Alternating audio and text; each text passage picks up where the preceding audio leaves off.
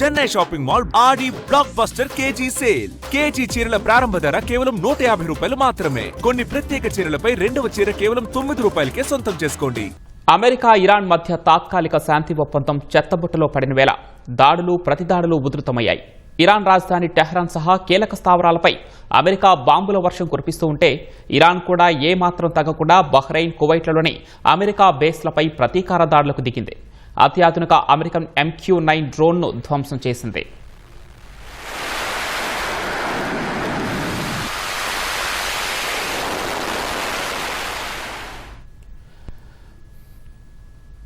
Iran రాజధాని Tehran పరిసర ప్రాంతాలతో పాటు బాలిస్టిక్ క్షిపణి కేంద్రాలు, స్పేస్ ప్రోగ్రాం ఉన్న సెమ్నాన్ ప్రావిన్స్పై US central command విరుచుకుపడింది.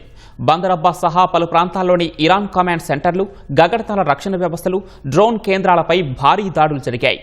Greater టంబ్ ఐలాండ్లోని Iran రక్షణ క్రూయిజ్ క్షిపణి స్థావరాలపై 90 నిమిషాలు దాడులు కొనసాగాయి. ఇరాన్పై నావికా దిగ్బంధనాన్ని పునరుద్ధరించిన వేళ ఇరాన్ కర్గ్ ఐలాండ్కు వెళ్తున్న బెల్మా ఆయిల్ ట్యాంకర్పై అమెరికా క్షిపణి దాడి చేసింది. సిస్తాన్, బలూచిస్తాన్ ప్రావిన్స్లో 7 ఇరాన్ సైనికులు మృతి చెందారు. యుద్ధం తిరిగి ప్రారంభమైనప్పటి నుంచి ఇప్పటి వరకు ఇరాన్లో సుమారు 40 మందికి పైగా ప్రాణాలు కోల్పోయారు. అహ్వాజ్లోని షాహిద్ బఘాయి ఆసుపత్రి సమీపంలో బాంబులు పడటంతో ఆసుపత్రిని ఇరాన్ ఖాళీ చేయించింది.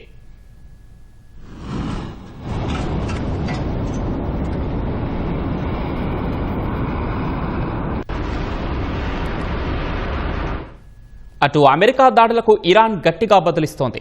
బహ్రెయిన్, కువైట్లలోని అమెరికా స్థావరాలపై క్షిపణులు, డ్రోన్లతో దాడులు చేసింది. బహ్రెయిన్ వ్యాప్తంగా భారీ పేలుడు సంభవించాయి.